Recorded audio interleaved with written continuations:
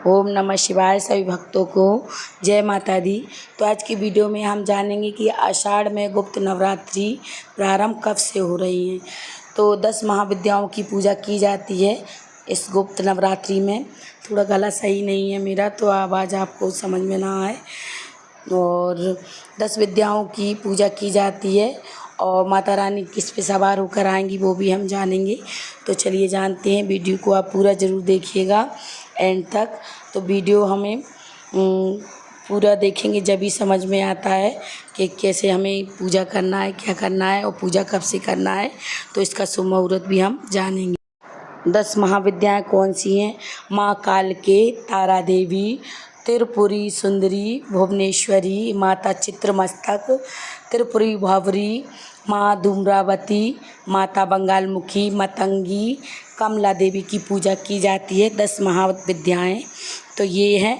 तो इनकी पूजा की जाती है गुप्त नवरात्रि में। माँ दुर्गा की प्रतिमा या आप फ़ोटो ले लें, उसमें आप उनको विराजमान करें, या फिर आपके पास मूर्ति हो तो आप वो विराजमान करें।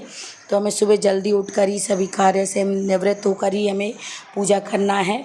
और पूजा किस प्रकार से करना है तो हम जान लेते हैं। पहले हम एक चौकी लगा लेंगे। चौकी लगाने के बाद फिर हम उस पर थोड़े से चावल रखेंगे। अच्छे से साफ़ कर लें जगह को जहाँ पे हमें गुप्त नवरात्रि पूजा करना है। और ऐसी जगह पूजा करना है किसी की नज़र ना पड़े। तो हमें ऐसी जगह पे चौकी लगाना है जहाँ पे हम पूजा अच्छे से कर सकें। तो हमें चौकी लगाना है, उस पर थोड़े से चावल रखना है। चावल पे अष्टदल कमल बना लेंगे और फिर उसके ऊपर हम कलश रखेंगे। आप चाहें मिट्टी का कलश भी रख सकते हैं या फिर तांबे का कलश भी रख सकते हैं। और नवरात्रि में विशेष महत्व रहता है। नवरात्रि के दिनों में हमें देवी माँ की 9 स्वरूपों की पूजा की जाती है, आराधना की जाती है।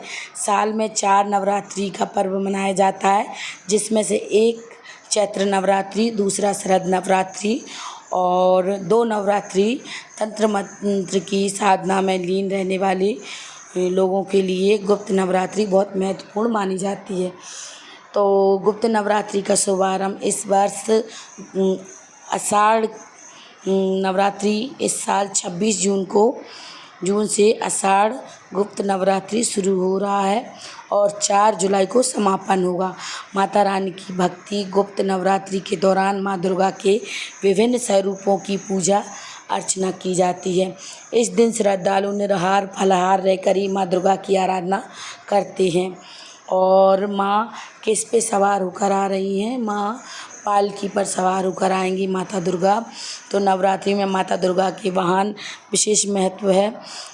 जब भी माँ नवरात्रि गुरुवार से प्रारंभ होती हैं तो माँ पालकी या डोली में सवार होकर आती हैं।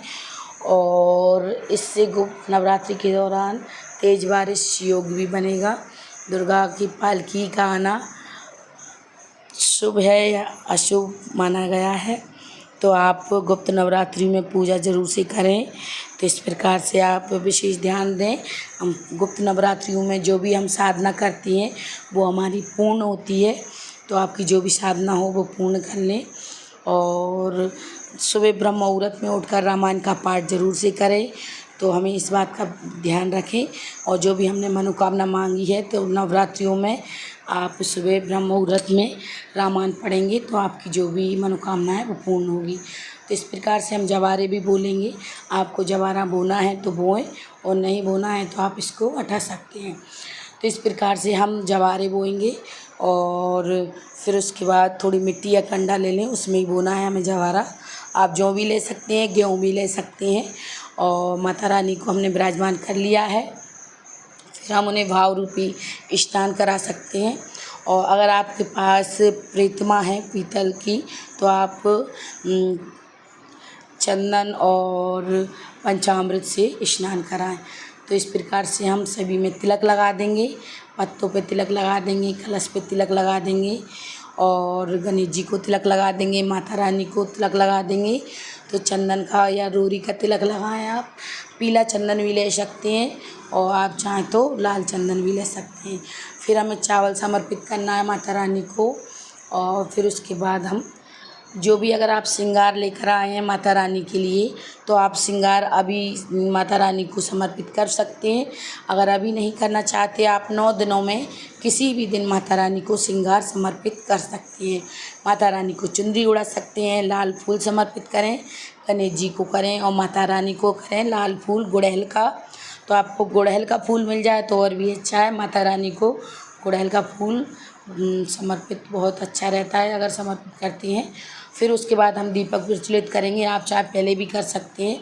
अगर आप अखंड ज्योत जलाना चाहती हैं तो 9 दिन आप अखंड ज्योत जला सकती हैं, लेकिन मैं ऐसे ही पूजा करूँगी, अखंड ज्योत नहीं जलाऊँगी। और डेली हमें इसी प्रकार से पूजा करना है। और माता रानी की हम पूजा कैसे करेंगे तो वो भी इसी वीडियो में जान लेते हैं। डेली हमें मंदिर को अच्छे से साफ़ करना है, चौकी को हटाना नहीं है। 9 दिन तक हम इसी प्रकार से स्नान कराएंगे, तिलक करेंगे और पूजा करेंगे। पुष्प हमें दूसरे बदलना है डेली, कलश को नहीं हटाएंगे। तो हमें इस प्रकार से पूजा करना है 9 दिन तक। दीपक को हमने प्रज्वलित कर लिया है, फिर धूप दिखा देंगे हम। और उसके बाद जो भी भोग है आपके पास तो वो भोग लगाएं। बतासे का भोग ज़रूर से लगाएं। लौंग और बतासे का भोग माता रानी को ज़रूर से लगाया जाता है। और 9 दिन तक हमें होम करना है। तो 9 दिन तक आप जो भी भोग लगाएं उसका आप डेली से कंडे की आग पे आपको भोग लगाना है, तो माता रानी जल्दी ग्रहण कर लेती हैं। तो इस प्रकार से आप फल ले लें, फलों का भोग लगाएं। तो इस प्रकार से हमने कंडे की आग ली है और उस पे हम भोग लगाएंगे। तो लौंग बतासे का भोग लगाएंगे तो 2 लौंगों का भोग लगा देते हैं और फिर हम बतासे का भोग लगा देते हैं। इस प्रकार से हमें भोग लगाना है। आप चाहे पान, लौंग, बतासे का भी भोग लगा सकते हैं। तो इस प्रकार से हम श्रृंगार समर्पित कर देते हैं माता रानी को। हम अभी कर देते हैं, मैंने आपको बताया, आप चाहे पहले भी कर सकते हैं, आप चाहे बाद में भी कर सकते हैं।